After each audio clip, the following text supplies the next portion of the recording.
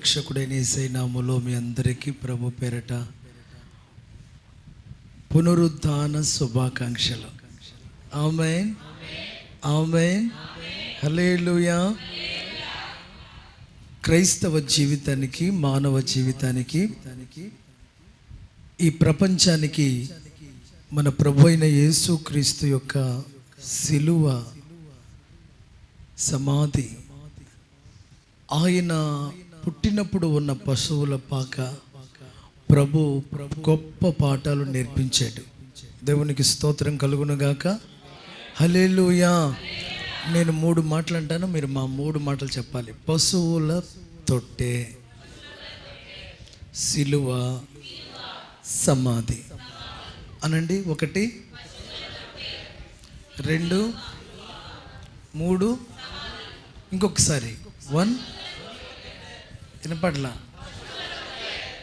ఏంటది?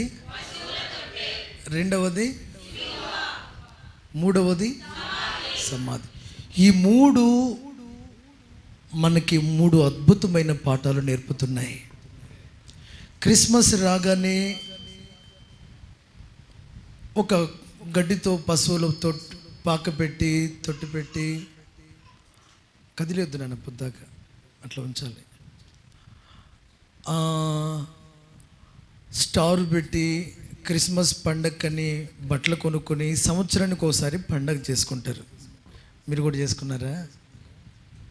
క్రిస్మస్ పండగ బాగా చేసుకున్నారా? బాగా చేసుకోవాలంటే బాగా డబ్బు ఉండాలి కదా అంటారా? 2 సిలువ, 3 సమాధి. ఈ 3 కూడా చాలా ప్రాముఖ్యమైనవి. యేసయ్య పుట్టిన తర్వాత ఎక్కడికో రాకుండా పశువుల తొట్టెలో పరుండబెట్టబడినంత దీనత్వం ప్రభు మనకి గొప్ప తగ్గింపును నేర్పుతున్నాడు. మనిషి పశువుగా మారిన రోజుల్లో దేవుడు మనిషిగా మారి పశువుల పాకలో, పశువుల తొట్టెలో పరుండు పెట్టబడ్డాడు. సత్రంలో స్థలం లేదట, పశువుల తొట్టెలో పరుండు పెట్టబడ్డాడట. అంటే మనకి ఈ పశువుల తొట్టె నేర్పుతున్న పాఠం ఏంటంటే ఆయన దీనత్వం. అనండి, అనండి. దేవుడే గొప్ప పెద్దోడే. ఆయనకు సమానమైన దేవుడు ఉన్నారా? ఆయనకు సాటి అయిన వారు ఉన్నారా? ఆయనకు పోటీగా ఉండేవారు ఉన్నారా? లేకపోయినా ఆయన ఎక్కడొచ్చి పడుకున్నాడు? ఇప్పుడు మన పిల్లల్ని పశువుల తొట్లో పడుకోబెడతామా? అంత దరిద్రత మనకు లేదు కదా. కాకపోతే పాత బట్టల మీదైనా పడుకోబెడతాం. కానీ యేసు ప్రభువుని సత్రంలో స్థలం లేదని పశువుల తొట్టెలో పరుండబెట్టబడిన అనుభవం ఆ మరియమ్మకేమి బుద్ధి జ్ఞానం లేని కసాయి తల్లని కాదు, దేవుని యొక్క దీనత్వం మనకి జ్ఞాపకం చేస్తుంది. మన కొరకు ఎంత తగ్గించుకున్నాడో చెప్తుంది. అనండి, అనండి. నా కోసం ఎంత నా దేవుడు తగ్గించుకున్నాడో ఏది చెప్తుంది? Very good. ఏది చెప్తుంది? ఇప్పుడు ఆ పశువుల తట్టెలో కేరింతలు కొడుతున్న బాబు ఏమంటాడో తెలుసా? నేను నీ కోసమే ఇక్కడి దాకా వచ్చాను. అంటే ఇది దేవుని దీనత్వం, ద హంబుల్నెస్ ఆఫ్ గాడ్. రెండవది ఏంటి? ఇవన్నీ మీకు ఎలా ఉండాలి తెలుసా? పిల్లలకు కనుక గోరు ముద్దలు తినిపించినంత మీ మైండ్లో అలా ఫిక్స్ అయిపోవాలి. This is the fundamentals for Christian life. ఇది ఒక పునాది లాంటి అవుట్లుక్ ఎక్స్పీరియన్స్, అవుట్వర్డ్ ఎక్స్పీరియన్స్. అంటే నీకు నీ ముఖం చూడగానే యేసయ్య ముఖం ఎట్లా ఉంది, ముక్కు ఎట్లా ఉందో చూడటానికి పోతే అమ్మమ్మమ్మో పశువుల తొట్లో పండు పెట్టారేంటి అన్నట్టుగా యేసయ్యను చూద్దామంటే అది ఆయన దీనత్వంలో నుండి ప్రత్యక్షమయ్యాడు. కాబట్టి ఇప్పుడు మనం అడుగడుగున దీనత్వాన్ని కనుపరుచుదుముగాక. చెప్పండి, ఏం కనపరచాలి? ఏం కనపరచాలి? ఉన్నా లేకపోయినా అనండి. అది చెప్పంట్లా నేను, దీనత్వమే ఉండాలి అనండి. ఉన్నా లేకపోయినా, తిన్నా తినకపోయినా, పెద్ద ఇల్లున్నా లేకపోయినా, డబ్బున్నా లేకపోయినా, అవి మా బ్రదర్స్ అసలు మాట్లాడట్లా. బంగారం ఉన్నా లేకపోయినా, ఉన్నా లేకపోయినా ఉండాల్సింది దీనత్వం. ఎందుకే మన దేవుడు దీనుడై మన కోసం వచ్చాడు. యేసయ్యను చూద్దామంటే ఎక్కడికి వచ్చారు? ఎక్కడికి వెళ్ళాలి మనం? యేసయ్యను చూడాలి అని ఫస్ట్ చూస్తామనుకుంటే ఆ ఫస్ట్ లుక్ ఎక్కడ కనపడింది తెలుసా? పశువుల తొట్టిలో కనపడ్డాడు. ఆకారం బాగలే, వాసన బాగలే, కానీ మన కోసం యేసయ్య పశువుల తొట్టిలో పెట్టాడు. నేను చెప్పే మరొక మాట ఏంటో తెలుసా? సత్రములో స్థలము లేక పెట్టారు అనండి. కాదు, ఆయనలో అహంకారము లేనందున పరుండుకున్నాడు. బయట మాట ఏంటో తెలుసా? సత్రములో కూడా స్థలము లేదు, పశువుల తొట్టెలో పెట్టారు. అదేంటి? సత్రంలో జానెడు మోరడు ఉన్నవాడిని పెట్టుకుని ఒక మూలను వదగొచ్చు కదా. మాట అది కాదు. ఆయనకు సత్రంలో స్థలం లేకపోవటం కాదు, ఆయన గుండెల్లో లేదు గర్వం, అహంకారం, పొగరు అంటారే, అది లేదు. అహంకారము లేనివాడు కనుక దీనుడయ్యాడు. ఈ రోజున క్రైస్తవ్యం దీనత్వంతోనే ప్రారంభమైంది. హల్లెలూయా. ప్రియ దేవుని బిడ్డలారా, మనకు ఉండని లేకపోని, మన మాట వినకపోని, మనకు ఇంట్లో ఉండని, జేబులో ఉండని, మెడలో ఉండని, బెడ్లో ఉండని, బీరువాలో ఉన్నదాన్ని బట్టి గర్వం ఉండకూడదు, లేదు కాబట్టి తగ్గింపు ఉండకూడదు. ఉన్నా లేకపోయినా మనం ఉండాల్సింది దీనత్వంలోనే. ఎందుకో తెలుసా? దీనత్వమే మన క్షేమకరమైన స్థలం. దీనత్వమే మనల్ని దేవుడు ఘనపరిచే స్థలం. దీనత్వమే మన ఔన్నత్యం కనబడే స్థలం. దీనత్వం ద్వారా మన దైవత్వం కనబడాలి.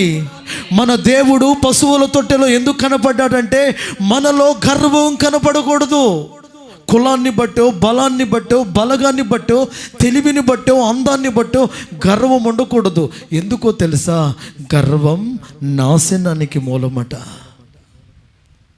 గర్విష్ఠులను దేవుడే ఎదిరిస్తాడట.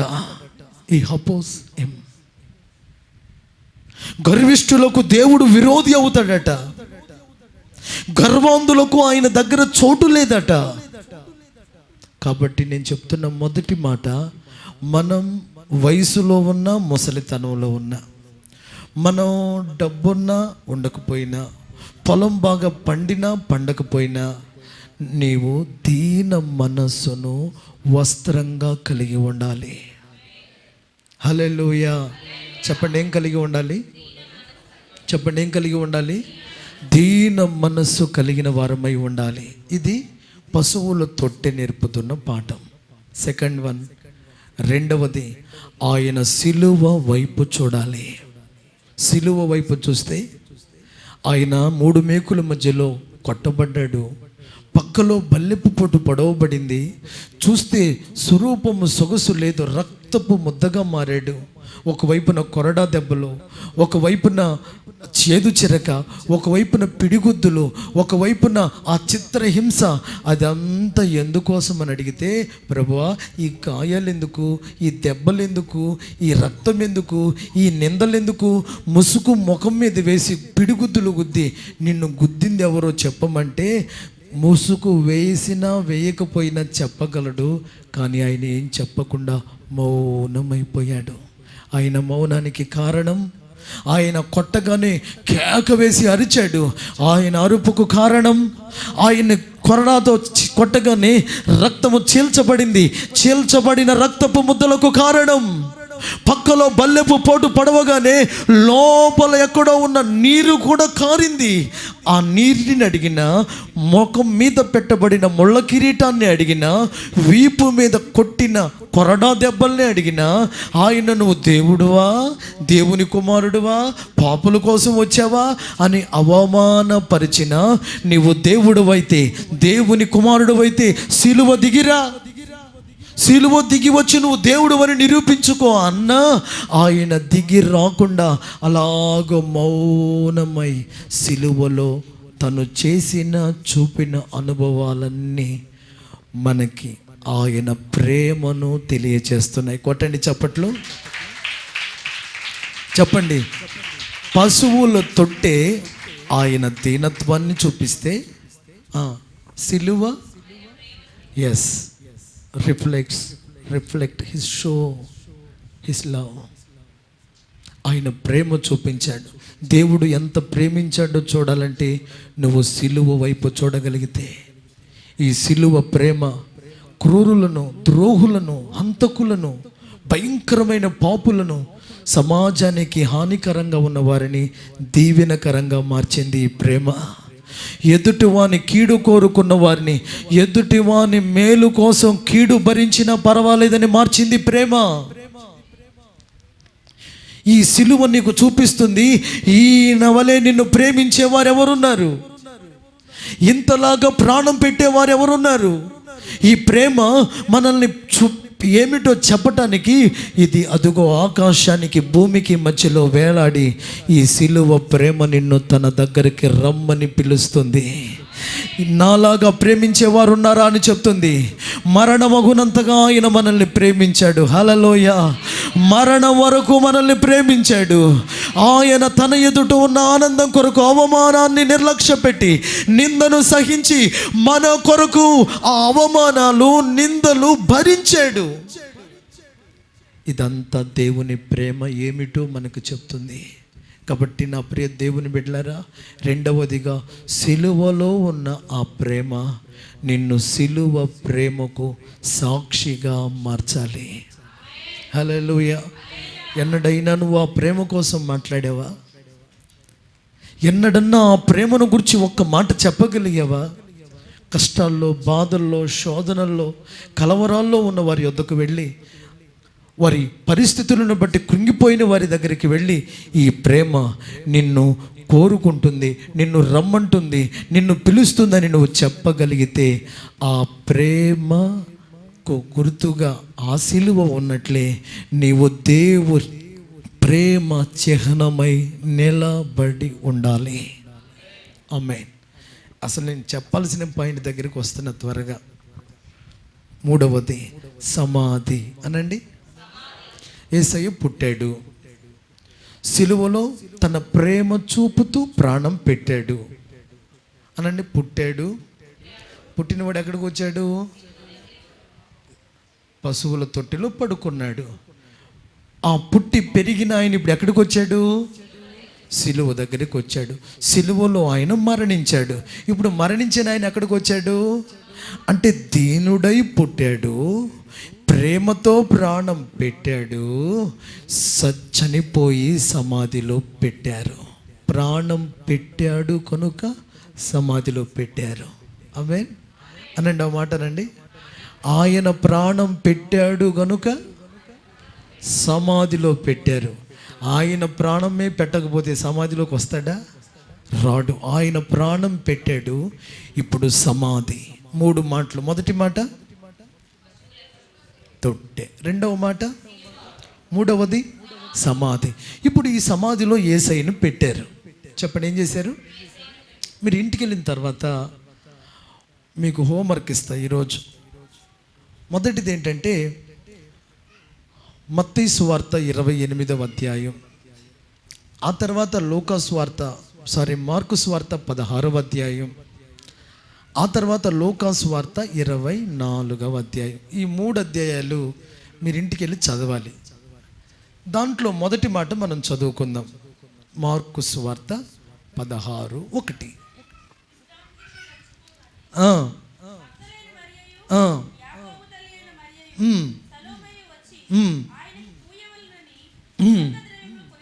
చాలు.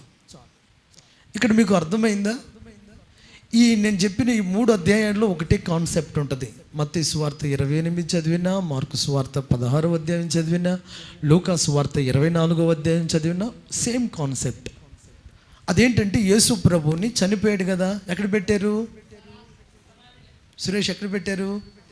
యేసయ్యని తీసుకెళ్ళి ఎక్కడ పెట్టారు? ఎబెనెజర్ సమాధిలో పెట్టారు. పెట్టిన తర్వాత 1, 2, 3 3వ రోజు వచ్చింది. విశ్రాంతి దినం అయిన తర్వాత, అంటే ఆ శనివారం అయిన తర్వాత తెల్లారి ఆదివారం పూట అక్కడ ఒక మహిళా గుంపు ఉంది.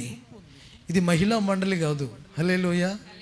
వీళ్ళు రచ్చబండల దగ్గరికి వెళ్ళి జుట్లు పట్టుకుని పీక్కునే మహిళా మండలి కాదు ఇది. ఈ మహిళా మండలి వాళ్ళు ఎవరంటే, వీళ్ళు షాప్కి వెళ్ళిపోయి అమ్మా అత్తరు కావాలి, సెంట్ కావాలి, పర్ఫ్యూమ్ కావాలని కొన్నారు. ఈ కొన్నది ఎందుకంటే యేసు ప్రభువుకు పుయ్యటానికి కొన్నారు. యేసు ప్రభు ఎక్కడున్నాడు? సమాధిలో ఉన్నారు. ఎన్ని రోజులైంది? మాట్లాడాలి మీరు అందరు. ఎన్ని రోజులైంది? 3 రోజులైంది. 3 రోజులైతే మరి బాడీ ఏమైద్ది? కుళ్ళిపోయిద్ది. ఏమైద్ది? ఇప్పుడు కుళ్ళిపోయిన దాన్ని ఏం చేయాలి? ఈ సెంట్ రాసి కవర్ చేయాలి. ఆ దుర్గంధం బయటికి రాకూడదు, ఆ చెడు వాసన బయటికి రాకుండా యేసు ప్రభు దేహానికి పుయ్యాలి. నేను చెప్పే మాట ఏంటో తెలుసా? ఆయనకి కవర్ చేసే సెంటు రాయాల్సిన పని లేదు, మనం కవర్ చేసుకోవాల్సిన పని లేదు. క్లారిటీగా ఉంటే చాలు అనండి. ఆ మాట కవరింగ్లు వద్దు, క్లారిటీ ఉండాలనండి. అనండి. కవరింగ్లు వద్దు, క్లారిటీ కావాలి. ఇప్పుడు వీళ్ళేం చేయాలి తెలుసా? కవరింగ్ సెంట్ తీసుకుని సమాధి దగ్గరికి వెళ్తుంటే అప్పుడు వాళ్ళు అడిగారు, ఎక్కడికి వెళ్తున్నారు మీరు? ఎక్కడికి వెళ్తున్నామంటే, యేసయ్య దేహాన్ని కంపు కొడుతుంది కదా, సువాసనతో కవర్ చేస్తాం. ఏం చేస్తాం? కంపు కొట్టేదాన్ని కవర్ చేయడానికి సెంట్ రాస్తామంటే, అయితే అక్కడికి వెళ్ళేసరికి ఆయన దేహం లేదు. కొట్టు చప్పట్లు గట్టిగా. హల్లెలూయా. ఆయన పెట్టిన వస్త్రాలు చుట్టబడి అక్కడ పెట్టబడ్డాయి. వెలగగానే వెలుగుతున్న ఒక దేవదూత అక్కడ కూర్చొని ఉన్నాడు. ఎవరిని వెతుకుతున్నారు మీరు? అయ్యా ఇక్కడే కుళ్ళిపోతున్న దేహం ఉంటుందని వచ్చామే. వాసన కొడుతున్న దేవుని రూపం యేసు ఉంటాడని వచ్చామే. మేము తెచ్చిన సుగంధ ద్రవ్యాలనికి పుయ్యాలయ్యా, ఏడైనా అంటే ఆ దేవదూత అన్నాడు, ఆయన ఇక్కడ లేడు, ఆయన చెప్పినట్లే లేచాడు. ఏంటి కుళ్ళిపోతున్న యేసు ఇక్కడకు లేడా? కుళ్ళు పట్టిన యేసు ఇక్కడకు లేడా? కుళ్ళు పట్టిపోయిన వాడు లేడయ్యా, మహిమతో ఆయన పైకి లేచాడు. ఈ రోజున సంఘమా, మన ప్రభు అయిన యేసు సమాధి చెప్తున్న సాక్ష్యం ఏంటో తెలుసా?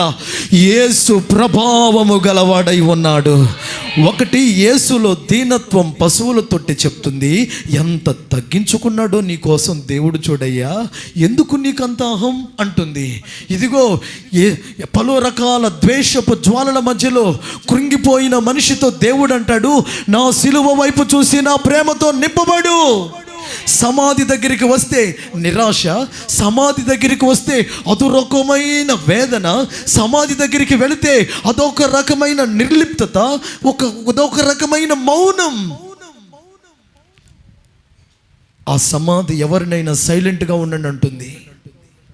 ఆ సమాధి ఎవరినైనా నువ్వు చస్తే ఇక్కడికే వస్తావు, ఈ మట్టికి మట్టి అయిపోతావు అంటుంది. నోర్మోయ్, ఇక్కడికే రావాలి నువ్వు, నాతో ఏం వాదన పెట్టుకోకు. ఊరు తిరుగు, దేశం తిరుగు, ప్రపంచం తిరుగు, ఏ నాటికైనా కాటికి రాక తప్పదరా అని ఆ సమాధి నోరు మూపిస్తే ఆయన అంటాడు, I was Ryzen from the dead. నేను సమాధి నుంచి లేచాను. ఏ మనిషి మౌనమై సమాధిలోకి దిగుతున్నాడో అక్కడ ఒక లౌడ్ షౌటింగ్, అది దేవుని ప్రభావంలో నుంచి వస్తుంది. ఆయన లేడు, లేచాడు. సమాధి దేవుని ప్రభావానికి గుర్తు. ఈ 3 గుర్తులు మనకు ఎప్పుడు గుర్తుండాలి. దీనత్వం నీకు గుర్తుండాలి, దేవుని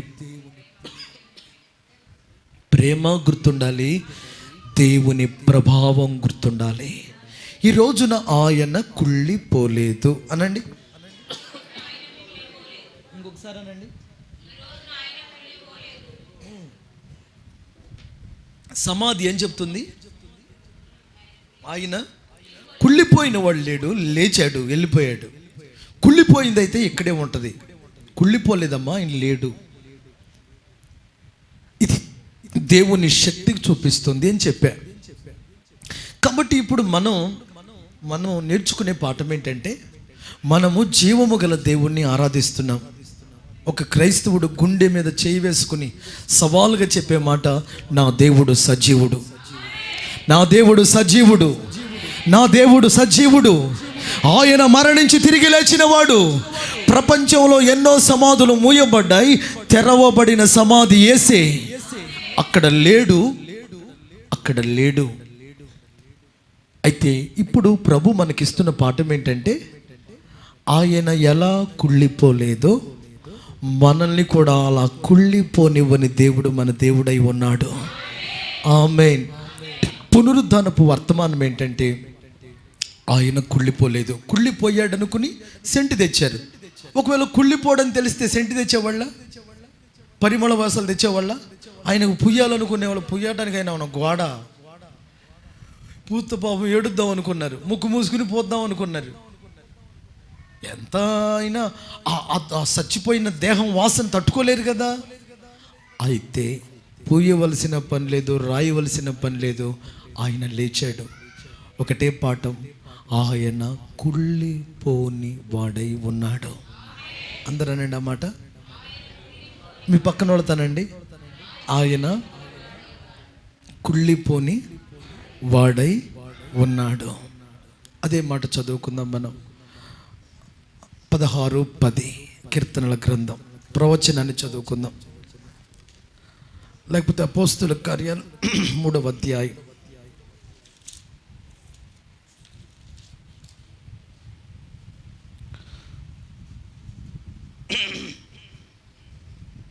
చదువునాను. 16:10 కీర్తన. నీ పరిశుద్ధుని కుళ్ళు పట్టనీయవు. ఏం చేయనిడంట? ఏం చేయనిడంట?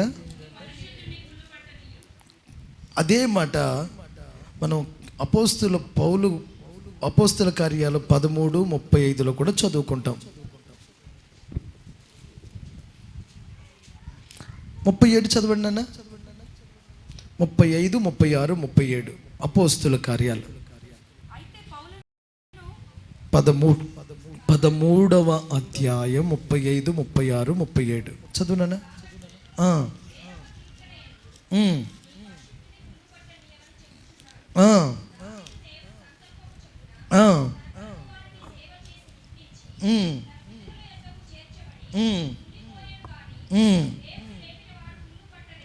దేవుడు లేపినవాడు, చెప్పండి, దేవుడు లేపినవాడు కుళ్ళు పట్టలేదు. ఆ తర్వాత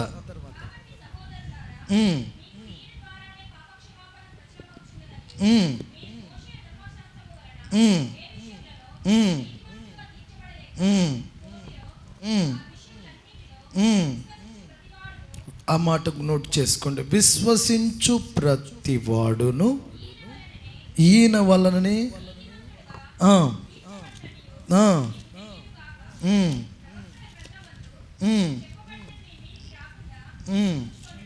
ఈ మాటలన్నీ చెప్తూ అక్కడ రాయబడిన మన మాట మనం నోట్ చేసుకుంటే 37 చదువున్నాను మరలా. 37 దావీదు దేవుని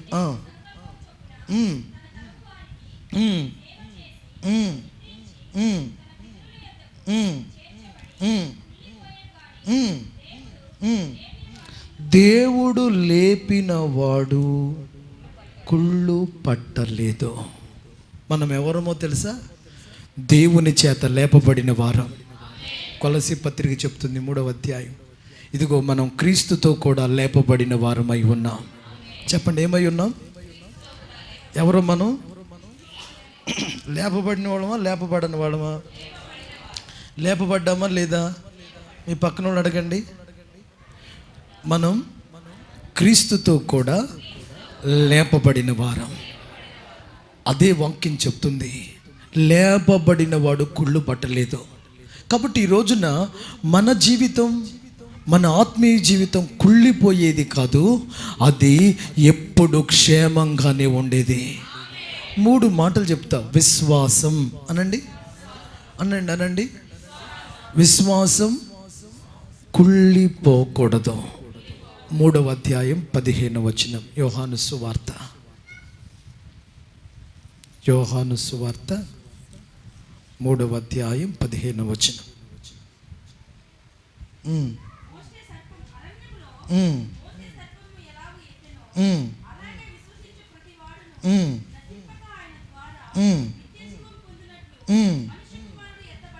విశ్వసించు ప్రతి వాడును నశింపక. ఎవరు నశించిపోకూడదు? అందరూనండి, ఎవరు నశించిపోకూడదు? నశించిపోవటం అంటే డ్యామేజ్డ్, కుళ్ళిపోవటం, పాడైపోవటం. అంటే ఎవరు పాడైపోకూడదో తెలుసా? విశ్వసించిన వాడు పాడు కాకూడదు. అంటే దేవుడు చెప్తున్న మాట ఏంటో తెలుసా? నువ్వు ఎదుర్కొంటున్న పోరాటాలు, నువ్వు ఎదుర్కొంటున్న అనుభవాలు నీ విశ్వాసాన్ని పాడు చేస్తాయి. దేవుని మీద నీకు నమ్మకం ఉందే, విశ్వాసం ఉందే, ఆ విశ్వాసం పాడు కాకూడదు. విశ్వాసం పాడైన వాడు నశించిపోతాడు. కాబట్టి ఈ రోజున దేవుడు చెప్తుంది ఏంటో తెలుసా? ఆయన సమాధిలో దైవ ప్రభావం ఉంది. ఆ సమాధిలో ఉన్న దైవ శక్తి యేసయ్య కుళ్ళిపోకుండా మనకు కనబడేటట్లు చేసింది. యేసయ్య సమాధిలో కుళ్ళిపోనట్లే నీ విశ్వాసం కూడా డ్యామేజ్ కాకుండా ఉండునుగాక. నీ విశ్వాసం నశించకుండునుగాక. నీ విశ్వాసం కుళ్ళిపోకుండా ఉండునుగాక. కుళ్ళిపోతే పాడైపోతుంది. అసలు యేసు ప్రభు చెప్పిన మాట ఏంటో తెలుసా? నా యందు విశ్వాసం ఇచ్చిన వాడు మరణంలో నుండి జీవంలోకి దాటాడు. ఎక్కడ దాటాడు? అంటే విశ్వాసం కాపాడే, పాడు కాకుండా చేసే శక్తి ఉంది. కాబట్టి ఈ రోజున నీ విశ్వాసాన్ని నువ్వు కాపాడుకోవాలి. అందరనండి, ఏం కాపాడుకోవాలి? కొంతమంది ఏం చేస్తారో తెలుసా? కుళ్ళిపోయిన కూరలన్నీ ఫ్రిడ్జ్లో పెట్టుకుని తింటారు, లేని రోగాలన్నీ తెచ్చుకుంటారు. కుళ్ళిపోయిన అన్నం తింటారు, కుళ్ళిపోయిన కూరలు తింటారు, అయిందంటే ఫ్రిడ్జ్లో పెట్టుకుని మళ్ళీ వెంటనే గడ్డగట్టిపోతే మళ్ళీ వేడి చేసుకుని మళ్ళీ తింటారు. ఎందుకంటే డ్యామేజ్ కాకూడదు. పాడైపోతే ఎట్లా? కష్టపడదు. ఓకే, కష్టపడకుండా పాడు కాకుండా ఉండటం మంచిదే. అంతకంటే ఎక్కువగా మన విశ్వాసాన్ని మనం కాపాడుకోవాలి. చెప్పండి, ఏం కాపాడుకోవాలి? ఇప్పుడు నేను అంటాను, మీరు కరెక్ట్గా సమాధానం. దేవుడి మీద మీకు విశ్వాసం ఉందా లేదా? నమ్మకం ఉందా లేదా? ఉందా లేదా? మీ పక్కన వాళ్ళు తనండి, నాకు నా దేవుడి మీద ఏముందో చెప్పండి. నిజం చెప్పు అనండి. ఏమనండి? ఏముంది? విశ్వాసం. ఇప్పుడు ఈ విశ్వాసం అల్ప విశ్వాసం అయ్యే ప్రమాదం ఉంది. ఈ విశ్వాసం అవిశ్వాసం అయ్యే ప్రమాదం ఉంది. అసలు ఏ విశ్వాసం లేకుండా మారిపోయే ప్రమాదం ఉంది. కాబట్టి ఇప్పుడు నువ్వేం చేయాలో తెలుసా? నీ విశ్వాసం పెరిగితే అది క్షేమంగా ఉందని అర్థం. నీ విశ్వాసం డ్యామేజ్ కాలేదంటే, కుళ్ళిపోలేదంటే, వేరు కుళ్ళిపోకపోతే చెట్టు జీవంతో పెరుగుతుంది. నీ విశ్వాసం పాడు కాకపోతే నీ భక్తి పెరుగుతుంది. వేరు కుళ్ళిన చెట్టు ఎదుగుతుందా? విశ్వాసం పాడైన వాడు భక్తిలో ఎదగగలడా? నెవర్. అలాగే నువ్వు భక్తిలో పెరగలేదు అంటే విశ్వాసంలో తరిగావు. దేవునికి పెరిగింది దూరం అంటే విశ్వాసం దూరం అయింది. ఒక వ్యక్తికి దేవునికి దూరం అయితే, ఒక వ్యక్తి దేవుని విశ్వాసం పోగొట్టుకుంటే ఏమవుతుందో తెలుసా? పాడైపోయే ప్రమాదం ఉంది. సమాధిలో నా దేవుని శరీరం కుళ్ళిపోలేదు. అందుకే నా ప్రభు చెప్తున్న మాట ఏంటంటే, మీ విశ్వాసము కూడా కుళ్ళిపోకూడదు. అసలు విశ్వాసం ఎప్పుడు పాడవుతుందో తెలుసా? కొంతమందికి అన్ని అనుకూలంగా ఉంటే విశ్వాసం పెరుగుతుంది, ప్రతికూలంగా ఉంటే విశ్వాసం తరుగుతుంది. అన్ని అనుకున్నట్లయితే విశ్వాసం పెరుగుతుంది, రివర్స్ అయితే తగ్గుతుంది. అన్ని కలిసి వస్తే విశ్వాసం, అన్ని దూరం అయితే, నీ శక్తి వలన జరిగేదైతే విశ్వాసం ఉంటుంది, నీ శక్తి వల్ల కానిదైతే చెప్పండి, నీ వల్ల కానిదైతే నీ వల్ల కానిదైతే విశ్వాసం తగ్గుతుంది. నేను చెప్తున్న సువార్త ఏంటో తెలుసా? అసలు ఒక వ్యక్తి విశ్వాసం ఉంచటం అంటేనే తన శక్తిని, తన సామర్థ్యాన్ని బట్టి కాదు, అది నా దేవుడు చేయగలడు. This is the faith. ఇది నా దేవుని వలనే జరుగుతుంది, ఇది విశ్వాసం. ఇది దేవుడు ఇలా నడిపిస్తాడు. దీన్ని ఏమంటారు? నువ్వు చేస్తే విశ్వాసం అంటావా? నువ్వు చెయ్యలేనిది దేవుడు చేసేదే దాన్ని విశ్వాసం అంటావా? అని నువ్వు విశ్వాసాన్ని కన్ఫెస్ చేసి ఎక్స్ప్రెస్ చేసే స్థలం ఏందో తెలుసా? అది నువ్వు చెయ్యలేనిదై ఉండాలి, దేవుడే చేయగలదై ఉండాలి. అది నువ్వు ఎక్కలేనిదై ఉండాలి, దేవుడే నిన్ను ఎక్కించేదై ఉండాలి. అంటే విశ్వాసంలో నీ బలహీనత ఉంది, దేవుని బలము ఉంది. అంటే నీ బలహీనతలలో దేవుని బలము కనబడాలి, దేవుని కార్యం జరగాలని కోరుకున్నప్పుడు నువ్వు దేవుని మీద విశ్వాసం ఉంచు. మనుషుల మీద, లోకం మీద, స్నేహితుల మీద నమ్మకం, విశ్వాసం ఉంచితే అది వమ్ము కాగలదేమో, కానీ భూమి పుట్టింది మొదలుకొని నా దేవుని యందు విశ్వసించి పాడైపోయిన వాడు చరిత్రలో లేడు, ఉండడు. మనుషులు నమ్మి పాడైన వాళ్ళు ఉన్నారు, స్నేహితులు నమ్మి పాడైన వాళ్ళు ఉన్నారు, కానీ నా దేవుని యందు విశ్వాసం ఉంచి పాడైపోయిన వాళ్ళు లేరు. పాడైపోయిన విశ్వాసాన్ని బట్టి బాగుపడిన వారే ఉన్నారు. ఆమేనండి. కాబట్టి డెవలప్ అవ్వాల్సింది విశ్వాసంలో, కాపాడుకోవాల్సింది విశ్వాసాన్ని. అందుకే దైవజనుడైన పౌలు అంటాడు, నా విశ్వాసాన్ని నేను కాపాడుకున్నాను, నా విశ్వాసాన్ని కాపాడుకున్నాను. ఈరోజున మీకు కలిగిన విశ్వాసం అది దేవుని వలన కలిగింది. చెప్పండి, ఎవరి వలన కలిగింది? దేవుడు జ్ఞాపకం వస్తే కలిగింది, దేవుడు మాట్లాడితే కలిగింది, దేవుని వాక్యం చదివితే కలిగింది, దేవుని సన్నిధికి వస్తే కలిగింది, దేవుని వైపు చూస్తే కలిగింది. అంటే నీ విశ్వాసానికి, ఉనికికి, ఊపిరికి కారణం దేవుడే. కనుక నీ విశ్వాసాన్ని కాపాడుకోవాలంటే ఆయన వైపే చూడాలి. నీవు విశ్వాసంతో ఉండాలంటే ఆయన వైపు చూడాలి. నీ విశ్వాసానికి కర్త ఎవరు? ఎవరు?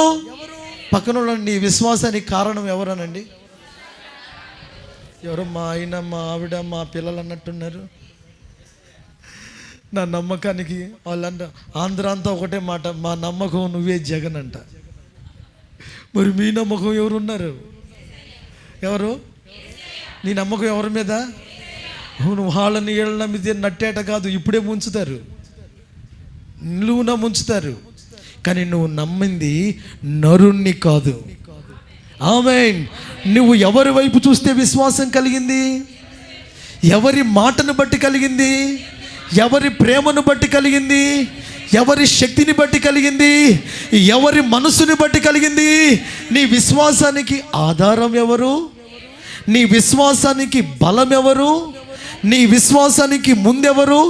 మరి యేసు వలనే కలిగిన విశ్వాసాన్ని పరిస్థితులను చూసి ఎందుకు పోగొట్టుకుంటావు? యేసు వలన కలిగిన విశ్వాసాన్ని లోకం వైపు చూసి ఎందుకు పోగొట్టుకుంటావు? యేసు ముఖం చూస్తే, యేసు వైపు చూస్తే, యేసు వెలుగు చూస్తే, యేసు వాక్కు చూస్తే నీ విశ్వాసం కాపాడబడుతుంది.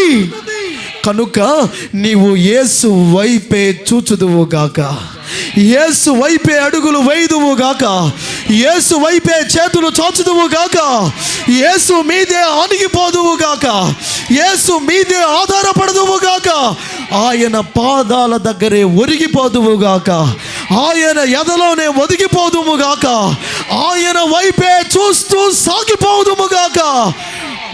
నీ విశ్వాసం పాడు కాకుండా కాపాడుకో. ఆయన దేహం పాడు కాలే. సెకండ్ వన్, రెండవది ఎఫెసీ పత్రిక 2వ అధ్యాయం 1-2 వచనాలు చదువుకుందాం. త్వరగా.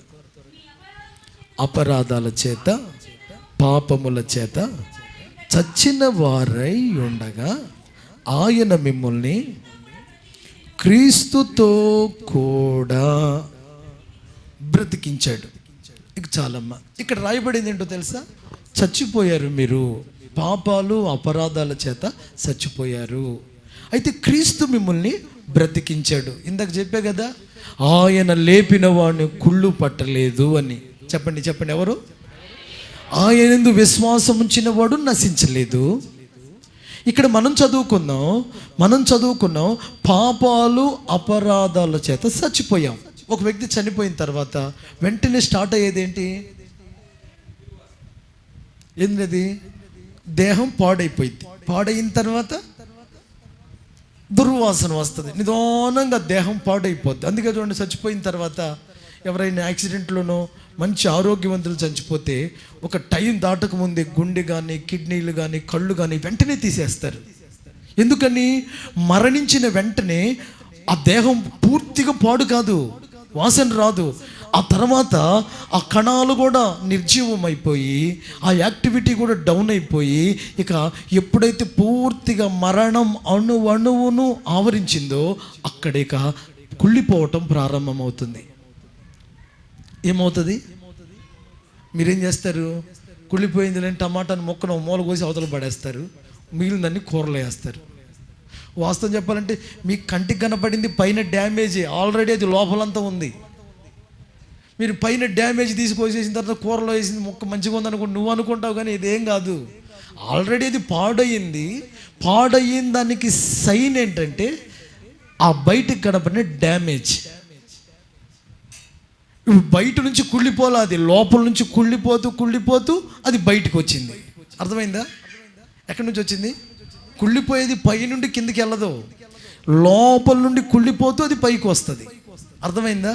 కాబట్టి కుళ్ళిపోయిన వంకాయలు టమాటాలు కోసేటప్పుడు జాగ్రత్తగా ఉండండి. మొక్క తక్కువైతే ఏంది, పోనీ కొంచెం నీళ్ళు ఎక్కువ పోసుకుని తినండి, కానీ కుళ్ళిపోయి ముక్కలు కోసి కూరలు వేయకండి. అర్థమైందా? హల్లెలూయా, హల్లెలూయా. ఇక్కడ యేసు ప్రభు వారు దైవజనుడైన పౌలు ద్వారా చెప్తున్నాడు, మీరు పాపముల చేత అపరాధాల చేత చచ్చారు. ఇప్పుడు చచ్చిపోయిన వాడు కుళ్ళిపోవాలి కదా. ఇప్పుడు చావటానికి కారణం ఏంటి? ఎవరైనా చెప్పండి. ఆజ్ఞ అతిక్రమమే పాపం, పాపానికి జీతం మరణం. అంటే ఇప్పుడు మరణానికి కారణం ఏంటి? పాపానికి కారణం ఏంటి? దేవుని ఆజ్ఞ వినలేదు. ఆజ్ఞ అంటే ఏంటి? నువ్వు ఏది చెయ్యాలో అదే చెప్పాడు, చెప్పిన మాట వినలేదు. అంటే దీన్ని ఏమంటారంటే అవిధేయత, లేకపోతే లోబడకపోవుట, డిస్ఒబీడియన్స్. లోబడకపోవటం అంటే మరణించిన దేహం కుళ్ళిపోయింది, కానీ ఇప్పుడు యేసు మనల్ని పైకి లేపాడు. కారణం ఏంటో తెలుసా? అది ఆయన విధేయత ద్వారా. అంటే అవిధేయత ద్వారా మరణం వచ్చింది, మరణం కుళ్ళిపోయేటట్లు చేసింది. మరణించి కుళ్ళిపోతున్న స్థితిలో నుంచి ప్రభు ఇప్పుడు మనల్ని పైకి లేపాడు. ఆయన లేపిన వాడు కుళ్ళు పట్టలేదు. కొట్టు చప్పట్లు. అంటే వినాలి, మాట వినాలి, విధేయత చూపాలి, దేవునికి లోబడాలి. అంటే ఇప్పుడు ఏది కుళ్ళిపోకూడదు తెలుసా? కుళ్ళిపోకుండా చేసేది, కుళ్ళిపోకుండా చూసుకోవాల్సింది ఏంటో తెలుసా? లోబడుట, విధేయత చూపుట, మాట వినుట. ఈ రోజున ఏది కుళ్ళిపోకూడదు తెలుసా? లోబడే స్వభావం పాడైతే ఆ వ్యక్తి పాడైపోతాడు. నేను ఎంతో మందిని సేవలో చూస్తూ వస్తున్నా. దేవుని మాట, సేవకుల మాట, దేవుని వాక్యం, దేవుని చిత్తానికి లోబడక కుళ్ళిపోయిన వారు ఎందరో. కారణం ఏమిటి? కారణం ఒకటే, లోబడితే అక్కడ దేవుని జీవం ఉంటుంది. తెలివితేటల వలన, అధికమైన జ్ఞానం వలన, అధికమైన డబ్బు వలన, అధికమైన లోకాశల వలన, లేకపోతే ఇంట్లో వాళ్ళు చెప్పారనో, స్నేహితులు చెప్పారనో, బంధువులు చెప్పారనో, కులం చెప్పిందనో, దేవుని మాట, దైవ సేవకుల మాట మీరితే అప్పటి నుంచి స్టార్ట్ అవద్ది పాడైపోవటం. ఆదాము పాడైపోవటానికి కారణం అవిధేయత. ఈ రోజున యేసు ప్రభు దేహం పాడు కాకపోవడానికి కారణం విధేయత. కొట్టని చప్పట్లు. కాబట్టి ఎప్పటికైనా, ఈ రోజు నుంచైనా మనము ప్రభువుకి 100% లోబడాలి. మనుషుల్ని కనబడేటట్లు మాత్రమే కాదు, దేవుడు దాన్ని చూడాలి, దాన్ని సేవకులు గుర్తించాలి. మీ విధేయత దేవుని ఎదుట కనబడాలి, సేవకుల ఎదుట కనబడాలి, సంఘం ఎదుట కనబడాలి. విశ్వాసం పాడు కాకుండా కుళ్ళిపోకుండా కాపాడుకోవాలి. రెండవది ఏంటది? విధేయత అంటే లోబడటం. అంటే లోబడే మనసు సంఘానికి కావాలి. దేవునికి లోబడాలి, దైవ సేవకులకు లోబడాలి. తిరగబడితే విరిగిపోతారు. దేవుణ్ణైనా దైవజనుల మీదైనా తిరుగుబాటు చేస్తే పాడైపోతారు. కారణం ఏమిటో తెలుసా? విధేయతలో దేవుని శక్తి, దేవుని ఆత్మ ఉంటుంది. తిరగబడితే దురాత్మలు పనిచేస్తాయి. ఈ రోజున ఏదెనులో ఆదాము తిరగబడి దేవుని తినొద్దన్నదిని తింటే ఏమైద్దంట అన్నాడు కానీ వాడు ఏదెనులో నుంచి బయటికి నెట్టేశాడు దేవుడు. కారణం ఒకటే, లోబడుట వలన. అందుకే దేవుని వాక్యం చెప్తుంది, లోబడటం నేర్చుకోవాలి. పిల్లలు, పసిపిల్లలు చంకన పెట్టుకుంది మొదలుకొని బహుమూర్ఖంగా పెరుగుతున్న రోజుల్లో మనమున్నాం. మీ పిల్లల్ని విధేయతలో పెంచండి. మీరు విధేయులుగా ఉండండి. తండ్రులారా, తల్లులారా, పిల్లలారా, మీరు విధేయులై దేవుని మార్గంలో నడిస్తే మీరు కోరుకున్నది మీ కాళ్ళ దగ్గర దేవుడు తీసుకొస్తాడు. దేవునికి లోబడకుండా ఆకాశం అంతా ఎగిరిన అణువంత కూడా మీకు దొరకదు. దేవునికి లోబడి నేనేం చేయలేనయ్యా, నీ కాళ్ళు పట్టుకుంటాను, నీకు లోబడతానంటే లోబడిన నీ దగ్గరికి ఆకాశాన్నైనా వంచి దేవుడు తీసుకొస్తాడు. లోపటైనా బయటైనా, దేవుణ్ణైనా దైవ సేవకులనైనా తోటి విశ్వాసులనైనా తిరుగుబాటుగా, అహంకారంగా, పొగరెక్కి ప్రవర్తించుట విధేయత కుళ్ళిపోవుటయే. అందుకే దైవజనుడైన పౌలు చాలా చక్కటి మాట తెస్సలోనిక సంఘానికి చెప్తున్నాడు. ఆ మాట చదువుకుందాం. మొదటి పత్రిక మీరు అందరు తీయండి. చాలా అద్భుతమైన మాట అది. మీకు పేజీ నెంబర్ 185, 2వ అధ్యాయం 13వ వాక్యం. 185 తీసారా? అందరు తీసారా? పెన్నులు ఉన్నాయా మీ చేతుల్లో? పెన్నులు బైబిల్ ఉన్న వాళ్ళందరికీ పెన్నులు ఉండాలి. పెన్నులు చక్కగా మీరు అండర్లైన్ చేసుకోవాలి. ఎందుకంటే ఎప్పుడన్నా బుద్ధి పెట్టి మీరు బైబిల్ తీసారనుకో, అంత ఏ గీత లేకుండా కొత్తగా ఉంటే మీకు అంత అయోమయంగా ఉంటుంది. ఎప్పుడైనా గీత పెట్టుకున్నారనుకో, మీరు చూడగానే మీకు ఆ దృష్టిలో పడుతుంది. ఏదన్నా కొంచెం ఆలోచిస్తే వాక్యం గుర్తుకొస్తుంది. ఓకే, 13వ వచనం అందరు చదవండి. 1 2 3.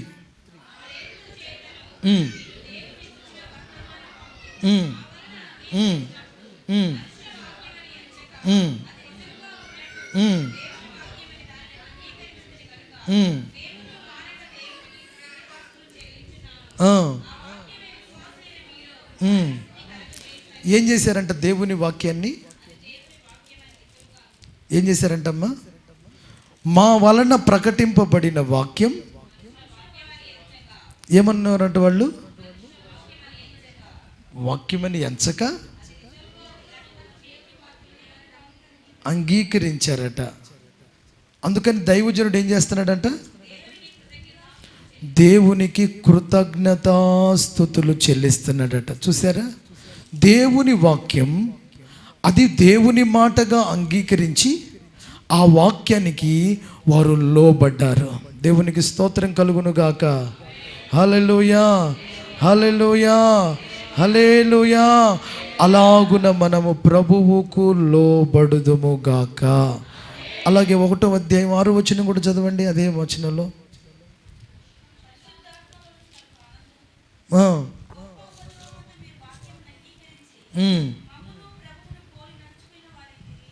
చూసారా?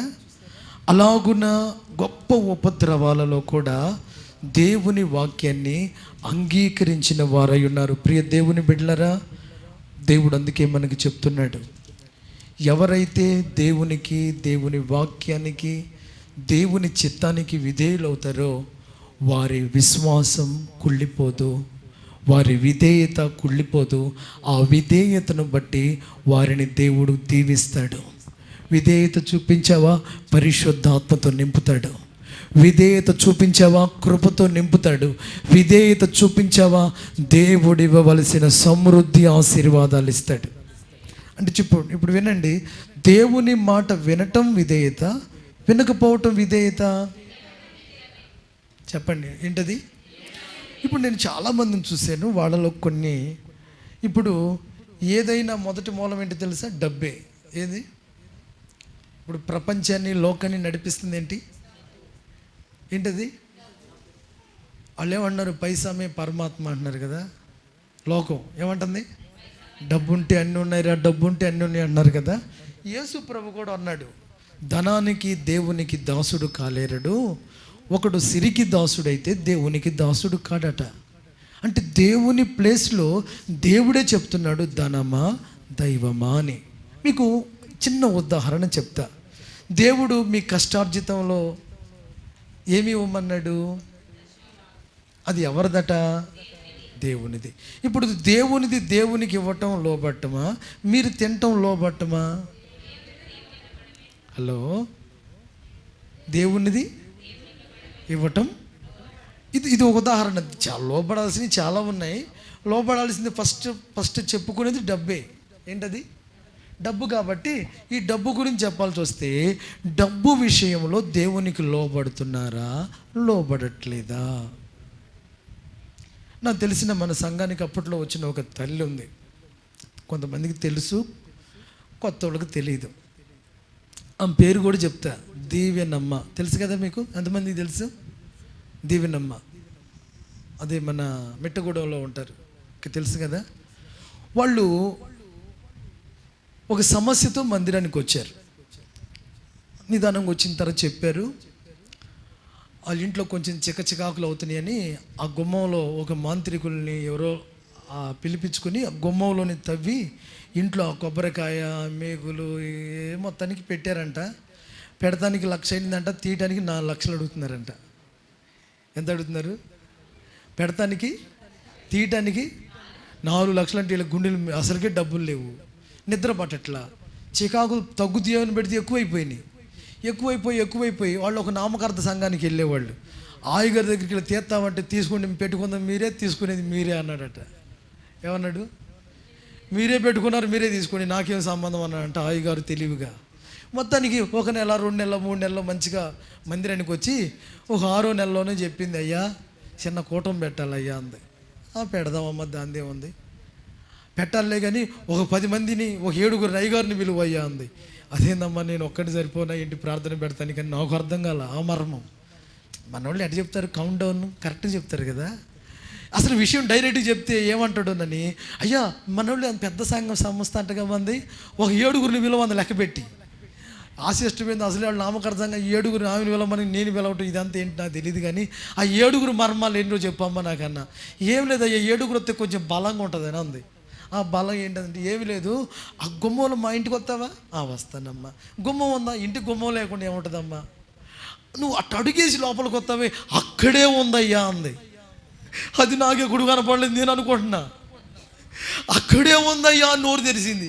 అక్కడేముందమ్మా అంటే, అయ్యా ఏమనొద్దయ్యా, మేము క్రైస్తవులే కానీ కొంచెం తేడాలు వచ్చి ఇంట్లో చికాకులు అయిపోయినాయి, కొత్త ఇళ్ళని. ఆడెవడో తీసుకొచ్చి 1,00,000 రూపాయలతో లోపల గుమ్మంలోనే పెట్టించామయ్యా. వెళ్ళినప్పుడల్లా పోయినప్పుడు గుండె జల్లుమంటుందంట. ఏంటి? అడుగు వేసినప్పుడు దాడుతుందంట. ఇక్కడ ఎత్తి మళ్ళీ పెట్టుకుందా నువ్వేగా, ఎత్తి ఏమైంది? మళ్ళీ దాన్ని చూసుకున్నప్పుడల్లా గుండె జల్లుమని, నిద్ర లేదు, ఏమి లేదు. అయ్యా దాన్ని తీసేయ్యా అంది. దానికి 7 ఎందుకు కావాలమ్మా, నేను ఉన్నాను కదా అంటే, అయ్యా నా మనశ్శాంతి కోసం అన్న తెలివ అంటే. మొత్తానికి అప్పుడు ప్రతాపాన్ని వచ్చినట్టున్నాడుగా. సరేలేమ్మా నీ బాధ తట్టుకోలే, ఆ మనశ్శాంతి కోసం అని సత్తుపల్లి నుంచి పాస్టర్ గారు కూడా వచ్చారు. కూటం పెట్టాం. ఏముంది తవ్వితే ఏముంది, ఓ మూర తవ్వగానే ఉంది ఒకటి ఎండిపోయిన కొబ్బరి చిప్ప, దానికి చుట్టూ 4-5 మేకులు చుట్టూ ఉంది. దాన్ని తీసి అప్పుడు బయట పడేసాం. సంతోషపడిపోయి సంతోషంగా 1000 రూపాయలు కానికిచ్చింది. ఎంత అసలు ముందు ఎంత ఖర్చు అయ్యిద్ది అంది. ఖర్చు అవడానికి నేనేమన్నా మాంత్రికుండా? అమ్మ నువ్వు దేవుడికి ఎంత ఇత్తి అంత ఇయ్యమన్నా. అట్లా నేనేమనుకునే గారు, మీరు చెప్పండి మీ పేరు, దేవుడి పేరు మీద చెప్పి చదివిస్తా అంది. నువ్వు దేవుడి పేరు మీద నేను చెప్పనులే కానీ నీకు పేరేపణ ఎంత ఉంటే అంత అంటే, ఇక 1000 రూపాయలు దేవుడికి ఇచ్చింది. వాళ్ళు ఎంత అన్నారు? ఎంత? శుభ్రంగా వచ్చిన వాళ్ళందరికీ భోజనం ఒక 2,000 రూపాయలు ఖర్చు పెట్టింది, 1,000 రూపాయలు ఇచ్చి కానుక పెట్టింది. అప్పటి నుంచి మంచిగా నిద్రపోయింది. సరే పోనీ, దేవునికి స్తోత్రం, వాళ్ళు హ్యాపీగా ఉండటమే కదా, డబ్బుదే ఉంది అని నేను దాన్ని పెద్దగా అసలు మనసు పెట్టను కూడా. ఇక నేను వాళ్ళు సంతోషంగా ఎట్లా ఉన్నా నిద్ర, అబ్బా నిద్ర 7 అయినా తెలవట్లేదు అయ్యా అంది. అంతకుముందు ఎవరెవరో మీద పడేవాళ్ళంట, పీక బిసికేవాళ్ళంట, కనబడేవాళ్ళంట, లాక్కుపోయేవాళ్ళంట. హ్యాపీ, సంతోషం, నీ సంతోషమే నా సంతోషం తల్లి అంటే మందిరానికి వచ్చింది. తర్వాత ఏం చెప్పిందంటే, అయ్యా అంకుల్ గారికి 40 లక్షలు రావాలి, కోడలు కేసేసింది, అది గనక క్లియర్ అయిందంటే 10వ భాగం ఎత్తనయ్యా దేవుడికి అంది. ఎంత అంది? నేను ఆ అందో లేదో అప్పటి నుంచి ఏ స్థలం కొనాలని చూసా. ఇప్పుడు నాకైనా బుద్ధి ఉండాలా, కొంచెం ఆలోచన ఉండాలా. చెప్పిందో లేదో నేను అట్టనే నమ్మే.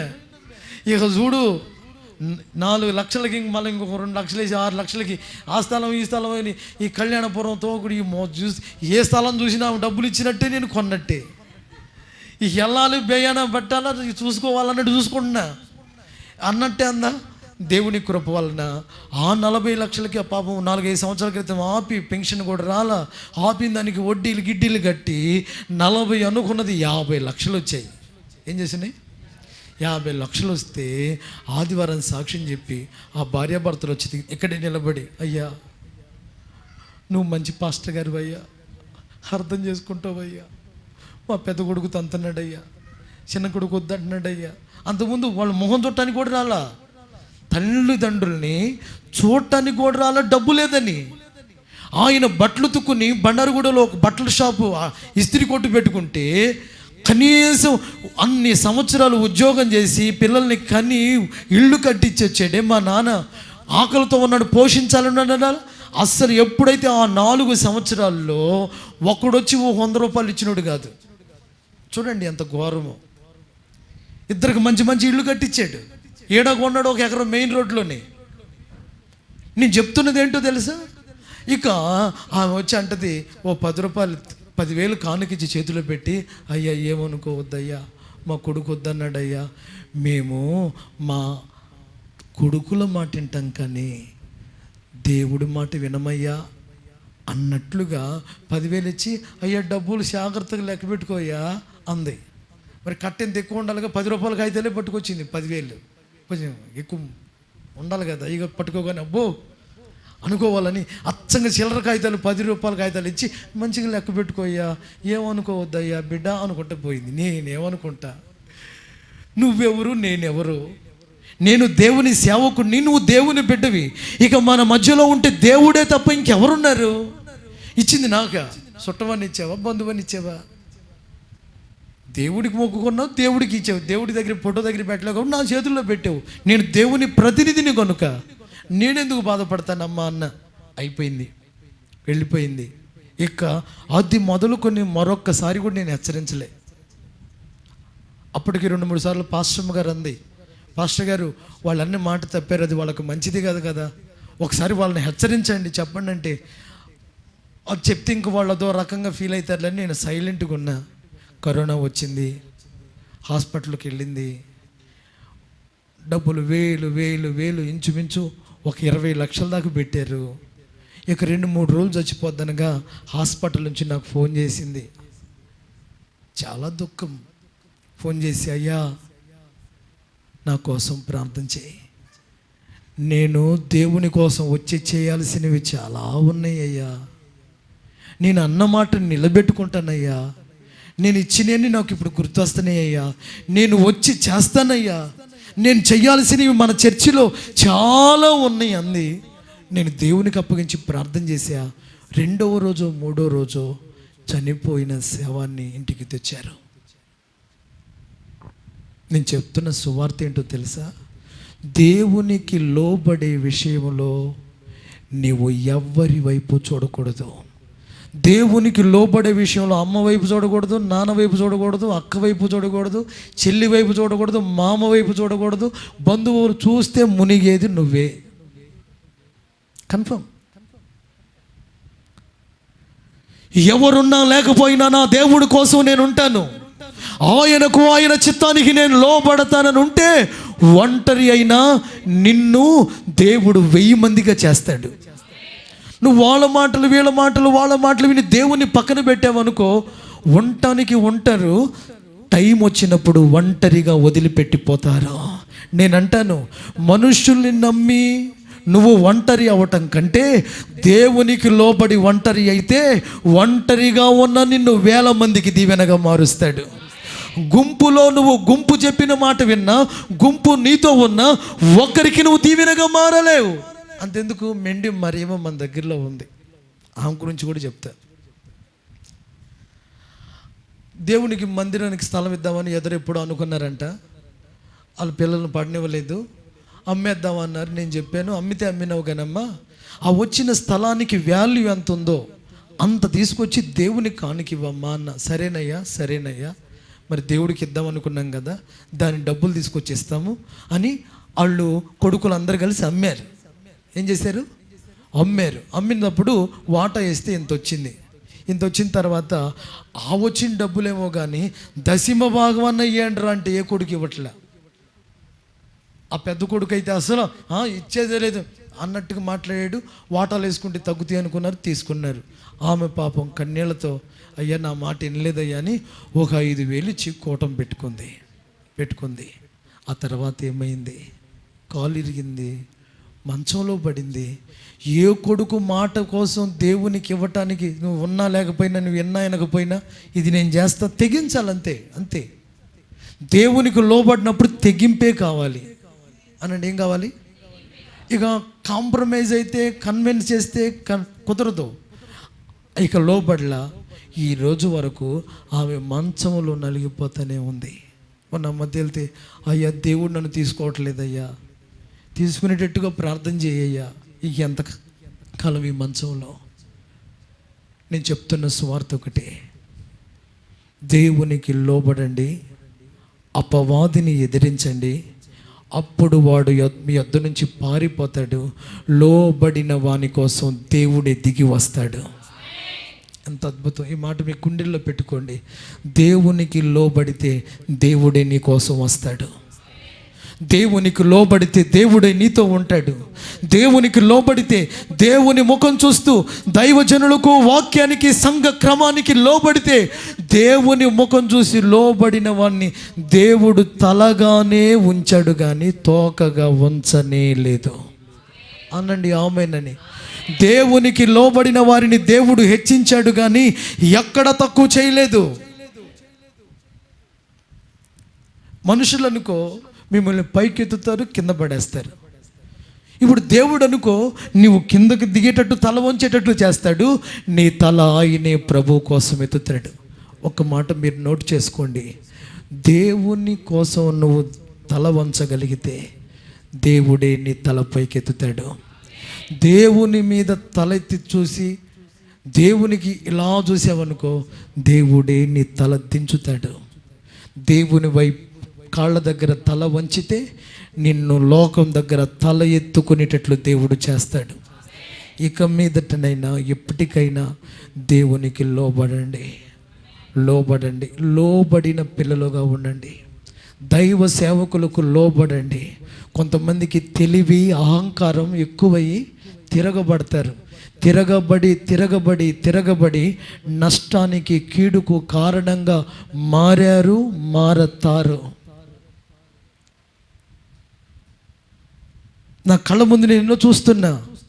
నెత్తి నోరు బాదుకుని దేవునికి లోబడండి. దాటిపోయిన వారు పడిన బాధ, నష్టం, కష్టం అది దేవుణ్ణి సంతోషపరచదు, సేవకుల్ని సంతోషపరచదు, అది నిన్ను సంతోషపరచదు. దేవునికి విధేయత చూపించి నీ గుండెలు బద్దలయ్యేంత బాధ అయినా తట్టుకో, దేవుడే నీ హృదయాన్ని కడతాడు. దేవుడు నిన్న అడగట్లే, ఇప్పుడు అడుగుతున్నాడు. నేడు ఈ దినమందైనా నువ్వు నా మాటకు లోబడు, ఈ దినమైన లోబడు. కాబట్టి దేవుడు చెప్తున్న మాట ఏంటో తెలుసా? గతించిన కాలం రాదు. ఇప్పుడు నీ ఎదుట ఉన్న సవాల్ ఏంటో తెలుసా? పూర్తిగా దేవునికి లొంగిపోతావా, అటు ఇటుగా ఉంటావా? కళ్ళ ముందు మన సంఘంలో ఉన్న సాక్ష్యాలే చెప్పా. 20 లక్షలు హాస్పిటల్లో కట్టింది, కానీ ఘోరమైన మరణంతో తన జీవితాన్ని దేవుని ఎదుటకెళ్ళి ఏం చెప్తుంది? ఒకవేళ ఇప్పుడు ఆ ప్రభు దగ్గరికి వెళ్ళిన తర్వాత దేవుడే, అమ్మా నీవు నా మందిరంలో నా సేవకులతో దశమ భాగం ఇవ్వలేక నా మాటకు లోబడిపోయినావు, హాస్పిటల్లో 20 లక్షలు ఖర్చు పెట్టుకున్నావు, ఎందుకు లోబడలే? అయ్యా మా ఆయనయ్యా, మా కొడుకు ఏడి నీ కొడుకు? ఇప్పుడు ఉంటాడా నీ కొడుకు? కొడుకు వచ్చి అడ్డుపడతాడా? అవునయ్యా మమ్మీది కదా తప్పు, నాదంటాడా? ఉండడు. నీ విషయమై నిన్ను లెక్క అడుగుతాడు, నీ పక్కన వారి విషయమై నీ లెక్క అడుగుతాడు, నా విషయమై నన్ను లెక్క అడుగుతాడు. భార్య విషయమై భర్తను అక్కడ అడగడు. కాబట్టి నేను చెప్పేది ఏంటంటే, నీ భక్తి విషయమై నువ్వు జాగ్రత్తగా ఉండాలి. అందుకే నీ మట్టుకు నీవు జాగ్రత్తగా ఉండు. నీ మట్టుకు నువ్వు జాగ్రత్తగా ఉండు. ఏంటో తెలుసా? నేను వేస్తున్న అడుగు లోబడుతున్నానా, తిరగబడుతున్నానా? నేను దేవునికి లొంగిపోతున్నానా, దేవుని చేతులకు జాటిపోతున్నానా? బాధ రాని, కష్టమా రాని, నిందలా రాని, నలిగేదేదో, విరిగేదేదో, కరిగేదేదో, నా కృంగిపోయేదేదో, ఆయనకు లొంగిపోతాను. ఆయనే నాకు ఏదైనా, ఆయనే నాకు ఎన్నైనా అని పూర్తిగా లోబడండి. లోబడే వారి కోసం దేవుడు ఆకాశం నుంచి ఎదురు చూస్తున్నాడు. లోబడేవారు అగాధంలో ఉన్న దేవుడు లేపుతాడు యేసు నామంలో. లోబడేవాడు అగ్నిగుండాల లాంటి బాధల్లో ఉన్న దేవుడు ఆదరిస్తాడు. లోబడిన వాడు గాఢాంధకారపు లోయలో ఉన్న దేవుడు వారికి తోడుగా ఉంటాడు. అపాయం రానివ్వడు. ఏడ్చేది ఏడువు, అది లోబడి ఏడు. కృంగిపోయావా, లోబడి కృంగిపో.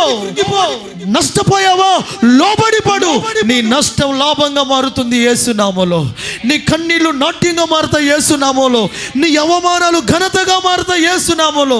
ఈ రోజున నీ అప్పులు, నీ పరిస్థితులు, నీ పిల్లలు, నీ భర్త, నీ రోగం చూసి ఎవరు నీకు దూరం అవుతున్నారు, వారిని ముఖం వెతుకుతూ వచ్చేటట్లు నా దేవుడు చేస్తాడు. ఎందుకో తెలుసా? ఆయనకు లోబడిన వారిని ఆయన విడిచిపెట్టడు. మీరు దావీదును చూడండి. దావీదును సౌలు అనండి. సౌలు చేసిందేంటి, దావీదు చేసిందేంటి? చిన్న పాపం పెద్ద పాపం బైబిల్లో లేవు. పాపం పాపమే అనండి. సౌలు ఏం చేశాడంటే, మీరు యుద్ధానికి వెళ్తున్నప్పుడు అన్ని గొర్రెల్ని మేకలను చంపించేసి ఏది బతకనివ్వద్దు అన్నాడు. ఇప్పుడు గొర్రెల్ని మేకలను అన్నింటినీ చంపాల్సిందే కదా, చంపకుండా ఏం చేశాడంటే తీసుకొచ్చి ఇంటి వెనక మళ్ళీ కట్టేశాడు. చెప్పండి, ఎక్కడ కట్టేశాడు? పాస్టర్ గారు వచ్చి మాట్లాడుతున్నాం. ప్రైజ్ లార్డ్ పాస్టర్ గారు అన్నాడు. ప్రైజ్ లార్డ్ అయ్యారు. అయ్యా ఎలా ఉన్నారు? బాగున్నా అంతలోకి ఈ లోపల మే అనే శబ్దం వినపడింది. ఏ శబ్దం? ఆ శబ్దం ఏంటిరా అన్నాడు. అదేంటంటే అది దేవుడికి ఒక బలిద్దామని అన్నాడు. ఏమన్నాడు? దేవుడి కోసమే తెచ్చా. అరే దేవుడి కోసం తెచ్చినాడు, మాటినాలి కదరా అంటే ఏమన్నాడు తెలుసా? మళ్ళీ ఏమన్నాడు తెలుసా? అది నీ దేవుని కోసమే తెచ్చా అన్నాడు. అబ్బా, ఏమాట? పాస్టర్ గారితో అంటున్నాడు, నీ దేవుడి కోసం తెచ్చా అన్నాడు. అంటే ఇప్పుడు ఈ సౌలుని రాజు చేసింది ఎవరు? దేవుడా? సమూయేలా? సౌలుని రాజుగా చేసింది ఎవరు? దేవుడే. మరి ఆ దేవుని గురించి అంటాడు, నీ దేవుడికి తెచ్చా, నువ్వు నోరు పోసుకుని ప్రార్థన చేస్తే చేయి, లేకపోతే వెళ్ళు అన్నాడు. వెంటనే దైవజనుడు అలాగును వెళ్ళిపోయాడు. ఆ తర్వాత దేవుడు అంటాడు, నేను సౌలును త్రోసివేశాను, అతడు రాజుగా ఉండకూడదు అన్నాడు.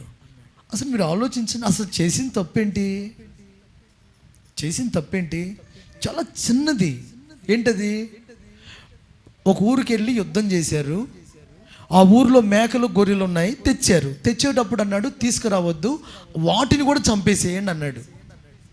అప్పుడు ఏం చేశారంటే బలిసిన కొవ్విన వాటిని తెచ్చి ఇంటి వెనక మళ్ళీ కట్టేసుకున్నాడు. అది చిన్న తప్ప పెద్ద తప్ప? చిన్నదే. చిన్న తప్ప పెద్ద తప్ప? చిన్నదే. గొర్రెల్ని చంపలే. కానీ దావీదు తర్వాత రాజు అయ్యాడు. రాజు అయ్యి ఏం చేశాడో తెలుసా? అతడు ఒక మనిషినే చంపాడు. ఏం చేశాడు? సౌలేమో గొర్రెల్ని చంపమన్నాడు, దేవుడు చంపలేదు. దావీదేమో ఎవరిని చంపకూడదో, ఎవరిని కాపాడాలో, ఎవరు తన సైన్యంలో ఉన్నారో వారిని చంపించాడు అనద్దులే కానీ ఇక డైరెక్ట్గా చంపాడు. విచిత్రం చెప్పమంటారా? యుద్ధం బాగా జరుగుతుంది. ఏం జరుగుతుంది? యుద్ధం బాగా జరుగుతుంటే రాజు దగ్గరికి ఒకడు పిలిచి అతడి చేతిలో ఒక లెటర్ పెట్టాడు రాజుగారు. ఏం పెట్టాడంటే, వీడిని ఎక్కడ యుద్ధం బాగా జరుగుతుందో అక్కడికి వెళ్ళాడి, వీడు చచ్చిపోవాలి అని వాడి చేతిలోనే ఒక మరణ లెటర్ రాసి చేతిలో పెట్టి తీసుకెళ్ళి మీ సైన్యాధిపతికి ఇచ్చేయి అన్నాడు. ఏమన్నాడు అంటే, ఇప్పుడు ఆ సైనికుడి చేతిలో ఉంది ఏంటది? తన మరణ లేఖ. చెప్పండి, ఏంటి ఉంది? ఎవరు రాశారు? దావీదు రాశాడు. ఈ లెటర్ పట్టుకుని వెళ్ళాడు. అయ్యా, మధ్యలో తీసాడా? ఎంత నమ్మకమైన వాడు కదా. మధ్యలో ఓపెన్ చేసి చదవలే, అట్లనే పట్టుకున్నాడు. వెళ్ళి సైన్యాధిపతికి ఇచ్చాడు. ఆయన తీసి చదివి వాడికి ఇట్లా చూశాడు, నువ్వు వెంటనే పలానా ఏరియాకి వెళ్ళిపోవాలి. ఎక్కడికి? ఎక్కడ శత్రువు బలంగా ఉన్నాడో అక్కడికి వెళ్ళాడు. ఆ యుద్ధంలో చచ్చిపోయాడు. చచ్చిపోయిన వాని భార్యని దావీదు పెళ్లి చేసుకున్నాడు. అంటే మీకు అర్థమైన పాయింట్ ఏంటో తెలుసా? తన భార్యను పెళ్లి చేసుకోవటానికి భర్తని చంపించాడు. ఘోరమైన పాపమా కదా? చాలా ఘోరమైన పాపం. మరి ఆ రోజుల్లో అలాంటివి ఉండేవి కాబట్టి ఆమె పాపం భర్త చచ్చిపోయాడని ఏడుస్తుంది. వెళ్ళాడు, ఆదరించాడు, రాజు రథాలు పంపాడు, తీసుకొచ్చాడు, పెళ్లి చేసుకున్నాడు, తన దగ్గర భార్యగా పెట్టుకున్నాడు. ఒక రోజున పాస్టర్ గారు వెళ్ళాడు. ఇదిగో ఒకటి దగ్గర 100 గొర్రెలు ఉన్నాయి, పక్కనున్న గొర్రెని అడిగి దాన్ని చంపించాడు, మరి ఇది న్యాయమేనా అంటే, అమ్మో ఇది ఘోరమైన పాపం అన్నాడు దావీదు. ఆ పాపం చేసింది ఎవరో కాదు, నువ్వే అన్నాడు. ఏమన్నాడు? ఒకడికి 100 గొర్రెలు ఉన్నాయి, ఆ గొర్రెతో సంతోషపడకుండా ఒకడికి ఇంట్లో ఒకే గొర్రె ఉంది, ఆ గొర్రె మీద కన్నేసి ఆ యజమాని చంపి ఆ గొర్రెని లాక్కొచ్చుకున్నాడే. ఇతనికి 100 ఉన్నాయి కదా, మరి ఈ 100 గొర్రెలు ఉన్న కన్ను ఆ గొర్రె మీద పడతాం న్యాయమా అంటే, వెంటనే రాజు, ఎవడు చేశాడు ఈ పని? నా రాజ్యంలో ఇలా ఎవడైనా చేస్తాడా? వాడు మరణానికి పాత్రుడంటే, వెంటనే ఈ ప్రవక్త అన్నమాట ఏంటో తెలుసా? ఈ పని చేసింది నువ్వే. నువ్వు కావాలనుకుంటే ఈ రాజభవనంలో 100 మంది కాదు, 1000 మందినైనా నువ్వు చేసుకోవచ్చు. రాజు ఆ రోజుల్లో ఆ విధానం ఉంది. రాజు కోరుకుంటే దెబ్బలు కొరువు అన్నట్టు భార్యలు కూడా తక్కువేం కాదు. అలాంటి కల్చర్ ఉన్న రోజుల్లో నువ్వు కోరుకుంటే ఎవరినైనా దేవుడు ఇచ్చేవాడు. కానీ ఒక నిరపరాధిని నువ్వు చంపావు అని అంటే, వెంటనే దావీదు ఏం చేశాడో తెలుసా? సౌలు లాగా ఈయన్ని తీసుకెళ్ళండి రా అని అనలే, వెంటనే కింద పడి టుర్లాడి ఏడుస్తున్నాడు, ఉపవాసం ఉన్నాడు, పశ్చాత్తాపడ్డాడు. ఏమన్నాడో తెలుసా? నా దేవునికి నీకును నేను విరోధంగా పాపం చేశాను, నన్ను దేవుడు క్షమిస్తే కానీ నేను వదలనని కన్నీళ్లతో ఏడుస్తూ ఉంటే, అదే ప్రవక్తతో మరలా దేవుడు పంపాడు, దావీదు దగ్గరికి వెళ్ళు, అతని పాపాలన్నీ నేను క్షమించాను, అతని దోషమంతా నేను కడిగి వేశాను, ఇక తన ఆ జరిగిపోయిన పాపాన్ని గురించి ఏడవద్దని చెప్పు, తన పాపాలు నా వీపు మీద వేసుకున్నాను, సముద్రంలో నేను పడవేశాను, ఇక గతాన్ని తలంచుకొని కుంగిపోవద్దని చెప్పు అన్నాడు. ఏ దైవజనుడు వచ్చి పాపాన్ని గురించి చెప్పాడో అదే దైవజనుడు వెళ్ళి, నీ పాపం పరిహరింపబడింది, నీ తప్పు దేవుడు కొట్టివేశాడు, ఇక జాగ్రత్తగా ఉండు అని చెప్పాడు. ఆ మాట మనం నేర్చుకునేది ఏంటో తెలుసా? చిన్నదా తప్పు, పెద్దదా కాదు, లోబడటమే పాప క్షమాపణకి మూలం. దేవుడు అడగడు, కారణం దేవుడు అడగడు, లోబడుట దేవునికి కావాలి. సౌలు ఒక్క గొర్రె పిల్లను చంపకుండా బ్రతికించి తన సింహాసనం పోగొట్టుకున్నాడు. కానీ తెలుసో తెలియకో, అవివేకమో అజ్ఞానమో, తనకున్న ఆవేశమో, నిరపరాధి అయిన వ్యక్తిని తను కత్తితో పొడిపించి చంపించి తను చేసిన పాపాన్ని కన్నీళ్లతో ఒప్పుకున్నాడు. నేను అంటున్నాను, ఒప్పుకుంటే ఎంతటి తప్పైనా దేవుడు క్షమిస్తాడు, కప్పుకుంటే రవ్వంతనైనా దేవుడు ఒప్పుకోడు. కొండంత పాపమైన ఒప్పుకో, దేవుడు మాయం చేస్తాడు. రవ్వంతైనా నువ్వు దాచుకున్నావో అది గోరంత కొండంతగా మారి మింగివేస్తుంది. కాబట్టి పాఠం ఒకటే, నీ విశ్వాసం పాడు కాకూడదు కష్టాల్లో, నీ విధేయత పాడు కాకూడదు. నువ్వు నడుస్తున్న భక్తి మార్గంలో డెవలప్ అవ్వాలి, విశ్వాసంలో ఆమేన్, పెరగాలి విధేయతలో. హల్లెలూయా, హల్లెలూయా, హల్లెలూయా, హల్లెలూయా. ఈ రోజున విధేయులైన వారికి ఇచ్చే ఆశీర్వాదాలు మీ మీద, మీ పిల్లల మీద ఉండును గాక. విశ్వాసం వలన కలిగే కార్యాలు మీ మీద, మీ పిల్లల మీద దేవుడు ఉంచునుగాక. మీరు క్షేమముగా మీ దినములను కొనసాగించుదురుగాక. మీ మార్గాల్లో ఉన్న కీడు పాడు చేయు అనుభవాలన్నీ మీ కాళ్ళ ఎదుట మీ దారిలో దూరం అయిపోవునుగాక. సమాధిలో కుళ్ళిపోని దేవుడు నీ విశ్వాసాన్ని, నీ విధేయతను భద్రపరచునుగాక. కళ్ళు మూసుకోండి, ప్రార్థన చేసుకుందాం. యేసయ్యా, యేసయ్యా, నా విశ్వాసాన్ని నేను కాపాడుకుంటాను, విధేయతను నేను కాపాడుకుంటాను. నీ విశ్వాసం కుళ్ళిపోకూడదు. అది యేసు వైపు చూచినప్పుడు కలిగింది కదా, అది యేసయ్య ద్వారా కలిగింది కదా. గుండెల్లో నీ విశ్వాసం పెరగాలి. అనారోగ్యాల్లో ఉన్నవా, ఆర్థిక ఇబ్బందుల్లో ఉన్నవా, బలహీనతల్లో ఉన్నవా, నీ పిల్లలు నీ చెయ్యి దాటిన పరిస్థితిలో ఉన్నట్లుగా ఉన్నారా? నా వల్ల కాదేమో అనే భయం నిన్ను బెదిరిస్తూ కలవరపరుస్తూ ఉందా? మనుష్యులను నమ్ముట కాదు, నీవు ప్రభువుని నమ్ముకున్నావు. నీ విశ్వాసం దేవుని మీద పెరగాలి, నీ విధేయత పెరగాలి. చిన్న దాంట్లో నమ్మకంగా ఉండండి.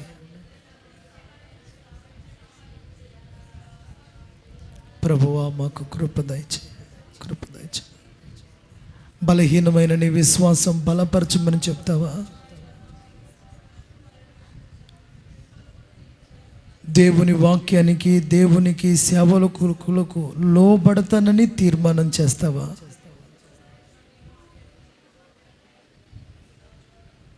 కృప దయచేయి నాయనా, కృప దయచేయి నాయనా, కృప దయచేయి నాయనా, కృప దయచేయి నాయనా.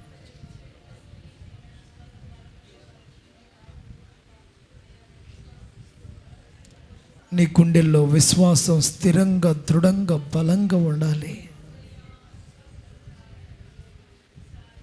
నీ విధేయత పలు మార్గాల్లో పరీక్షించబడిన నీ విధేయతను కాపాడుకోవాలి.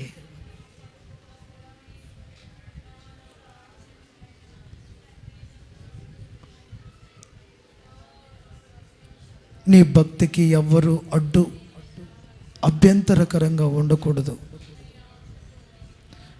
నీ భక్తికి అడ్డు కలిగేంత అభిమానం ఎక్కడా ఎవరి మీద ఉండకూడదు. ప్రభువా, నా విశ్వాసాన్ని కాపాడుకుంటాను. పరీక్షల మధ్యలో నా విధేయతను నేను నిరూపించుకుంటాను. నాకు కృప కావాలి, కృప కావాలి, కృప కావాలి.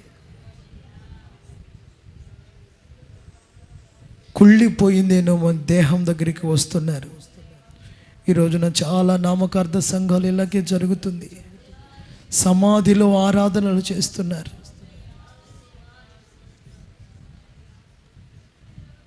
కుళ్ళిపోయిన భక్తిలో కాలయాపన చేస్తున్నారు. మనం అలా ఉండకూడదు. నీ తీర్మానం ఈ పూట ప్రభు చెప్పు. ఆయన నీ కోసం లేచాడు. నీ దేవుడు నిన్ను పైకి లేపటానికే లేచాడు, నిన్ను ఆదుకోవడానికే లేచాడు, నిన్ను ఆశీర్వదించడానికే లేచాడు, నీతోనే ఉండటానికి, నడవటానికి, నడిపించడానికి ఆయన లేచాడు. He is risen from the dead. ఆయన మరణం నుంచి లేచాడు. నీ కోసం లేచిన వాడు, నిన్ను పైకి లేపగలిగిన వాడు నజరేయుడైన యేసు.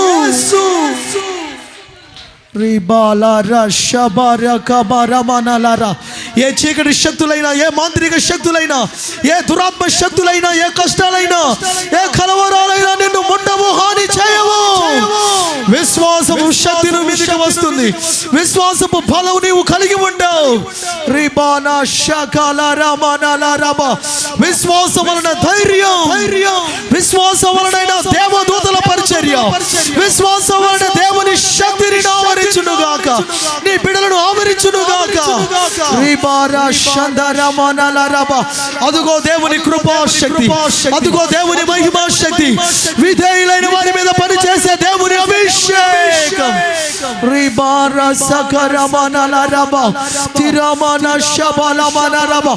లోతైన సత్యాలను పరిశుద్ధాత్ముడు బోధిస్తున్నాడు. ఉన్నతమైన ఉపదేశాన్ని సంఘానికి ఇస్తున్నాడు. నీవు దిగజారిపోవాలని కాదు, నీవు ఉన్నతమైన అనుభవంలోకి రావాలి. రావాలి రావాలి నీ కట్లు తెంపబడాలి. దుష్టుని నీ కాళ్ళ కింద తొక్కివేయాలి. అపవాదిని ఎదిరించండి, దుష్టాత్మలను ఎదిరించండి. నీవే ఒక అగ్నిగా మారాలి, నీవే ఒక శక్తిగా మారాలి, నీవే ఒక దేవుని ప్రభావంగా మారాలి.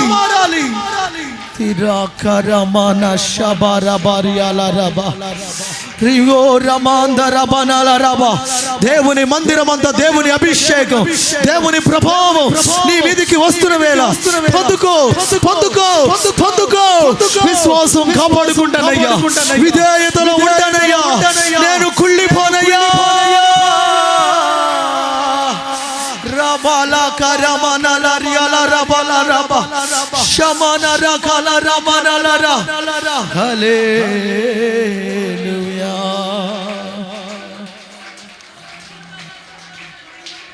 హల్లెలూయా. హల్లెలూయా.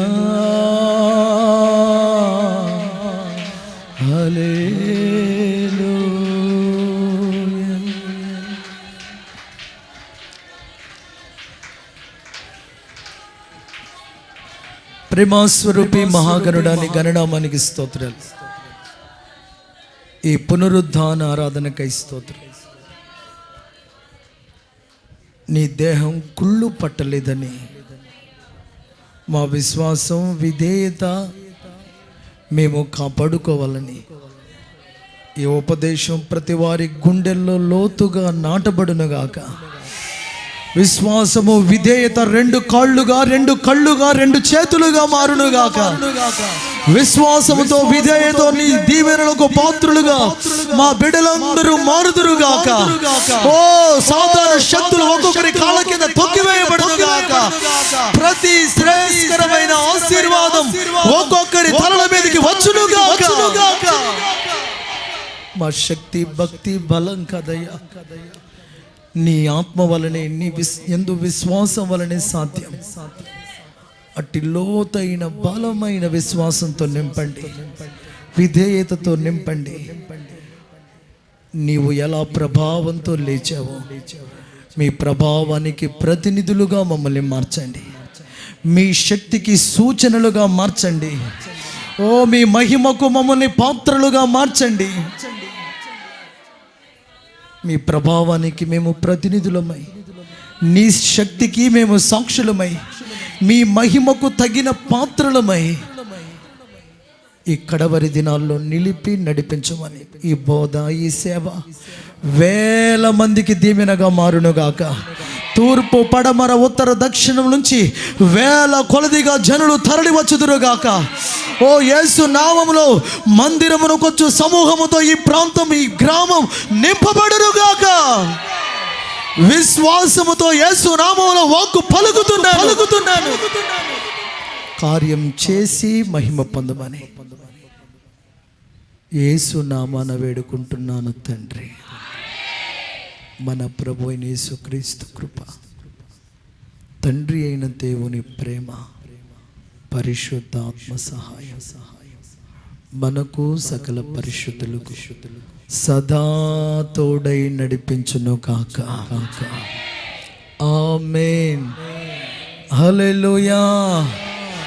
బోలో యేసు మహారాజుకే, రాజుల రాజుకే, ప్రభువుల ప్రభువుకే, మరణపు ముళ్ళును విరిచిన మృత్యుంజయునికే, కుళ్ళు పట్టకుండా మహిమతో లేచిన దేవునికే, బోలో యేసు మహారాజుకే.